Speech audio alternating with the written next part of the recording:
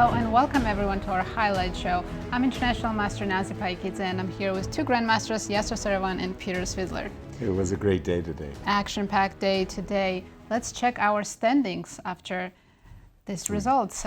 We had two winners today. Firouzja-Caruana and Pragg won their games and now they're co-leading the event. And as you can see, 6 players are sharing third. It could have been a lot more dramatic, but after the time controls, we had some amazing moments. Take a look. Sum things up for us. Gukesh spoiled a winning position. Yeah. Okay. I think it's fair to describe it as a winning position. MVL spoiled A winning position. A winning position, yes. Okay. And currently Pragg? Pragg's position is difficult to analyze because it's just plus 1.5 forever in a Right. position with equal material, and it doesn't really shift from 1.5 in either direction, no matter what you do. It's always 1.5. Yeah, because black is just stalemated. Black is going to continue being stalemated for the rest of the game. And yeah, whether white finds a winning plan or not is unclear. And finally, Fabi. Fabi has a winning move, but seemingly Winning. A single winning? Single, move? yeah. Single winning Rook move, H2, which is the move we were discussing already, the move Rook G2, H2. I think findable.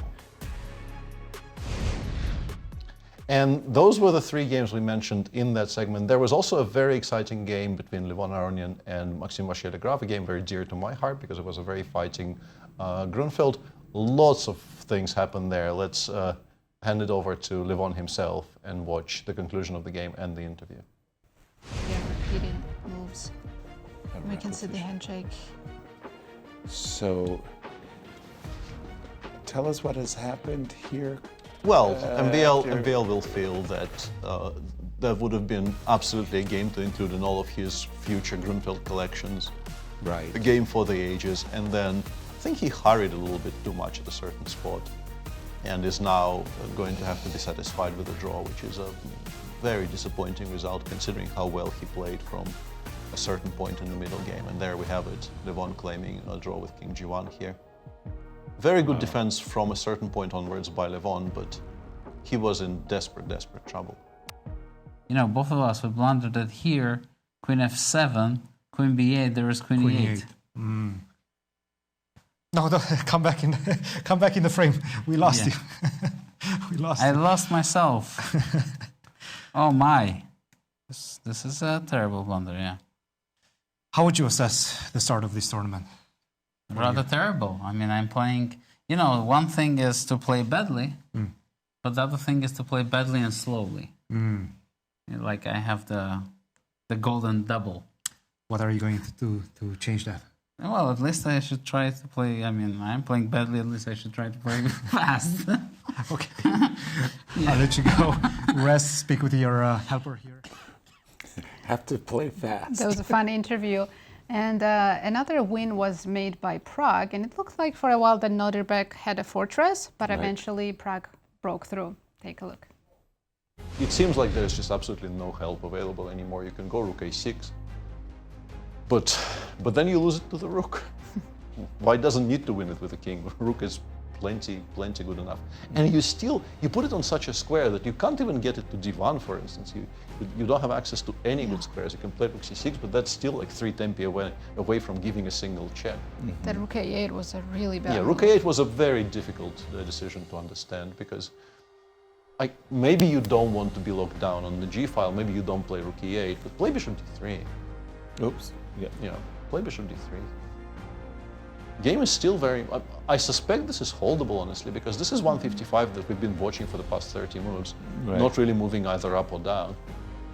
Yeah, very hard to understand how you misplace your Rook kind of voluntarily this badly. And now, yeah, he has 16 minutes. He's been playing quite quickly. He's not in any kind of trouble on the clock, but the position appears to be just utterly lost. Very nice victory for Pragg. This is exactly what this variation is built for. You invest in the future by placing the pawn on h6, and sometimes your ship, comes home. And it absolutely did today with Deac in the end not defending a very unpleasant position. It was also quite the roller coaster ride in the game of Gukesh. The world champion could easily have won and lost. And we begin in this opening. It was a kind of a strange opening, which resolved itself into familiar structures of the Pillsbury attack. And with this last move, knight f3, h4, white is launching a frankly an unstoppable attack on the king side. Knight f5 is such a strong threat. Queen e6 was Deac's choice here. And in particular, I thought playing f5 here was very, very natural. Queen e8 is the most resilient move for black here. I suspect Deac was trying to play queen h6, but then after knight g4, queen h5, bishop takes e4 and d4. Let's see this again. f6 wins by force. A very cute combination, but not a difficult one to find. We play knight f5 here. Black wants to trade queens, but white eventually forces black to take on h6 with the queen. And in this position, I think the cleanest is simply to play d takes c5, and there's just no defense against the threat of f6, f7, discovered mate, which is pretty strong. Instead of that, Gukesh played knight f5. This is still winning, but now after c takes d4, you have to see the move knight g4, which I'm guessing neither of them have seen. Gukesh played a very natural bishop d4, bishop takes e5, bishop takes e5. And now after f6, black has new hopes.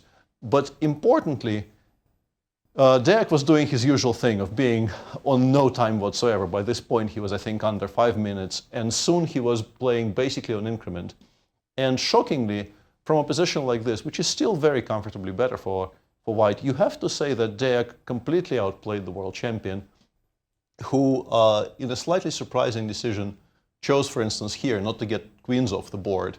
And if you look at this position, and in particular, if you consider that the queens do come off, and then you look at the position after basically the first time control, where white is now 2 pawns up, but the king on h8 is extremely safe. The knight on h6 covers all the potential squares from which white could attack, and the king on h2 really isn't. And white is, despite this material advantage, sort of barely holding on. And Gukesh, I think, maybe continued playing for a win, because maybe he thought that he outranks his opponent by such a lot of points, and also is still 2 pawns up, that he is sort of obliged to continue playing for a win. And a bit later, if we look at this position, this is already only holdable with only moves. And in a shocking turnaround, it was Gukesh who was down to his last minute, and Deac was actually playing faster. And 2 moves later, in this position, Deac actually missed a forced win. He played bishop f7, a slightly timid move, which should have been replaced by the move bishop c4, reintroducing an additional threat of queen f1 and knight g4. And the white position just collapses. Would have been a stunning, stunning turnaround, considering where we began at move 20, with Gukesh being basically winning on the board, ahead on the clock. And this is the exact opposite. But this wasn't found. Bishop f7 instead was played by Deac, and in the end, this perpetual was shown on the board with a draw. A very dramatic game in which I think Deac will be the unhappier of the two, because I think he played better for a longer period. Would have been a sensational, sensational win for him had he converted this advantage into a full point. Saving the best for last, right, Nancy? Right, that game between Fabi and Alireza was an absolute thriller. Roller coaster ride. We didn't know who was going to win the game for a long while. We had no idea, so let's take a look. Play king c7. And then queen endgame is winning. Yeah. Gotcha. Somehow it's much safer on the third than it is on any other square. I don't. That's Moment hilarious. of truth right now. I really don't think this is manageable.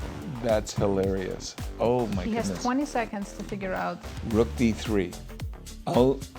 Only move. Rook to d3. No! He hasn't released Wait, it. he's taking it back. He hasn't He released hasn't it. released it, so he still can correct himself. But yeah, I don't know. I think it's just He might guesswork. give rook d5 check also. No. I think it's just Rook guesswork, d1. and And now- you lose. And now g4. G4, you can drive the king to g7. I'm still holding my breath, actually. Yeah, He resigned now. yeah, and Wow. I think he thinks he came close but was lost all the way, and that is not what happened here. In their individual matchup before the game, 7-2 No, advantage from Fabia in the win-loss. Suddenly 8-2, Peter. Yeah, it is 8-2 now, and we just watched one of the more exciting days of tournament chess I can remember. We could have easily had 4 decisive games out of 5. The one that fell by the wayside was a very quiet game between Wesley So and young Krzysztof Duda.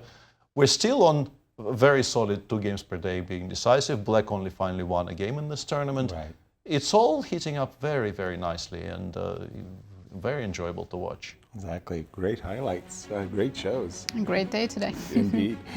Thank you for watching us, and we'll see you tomorrow.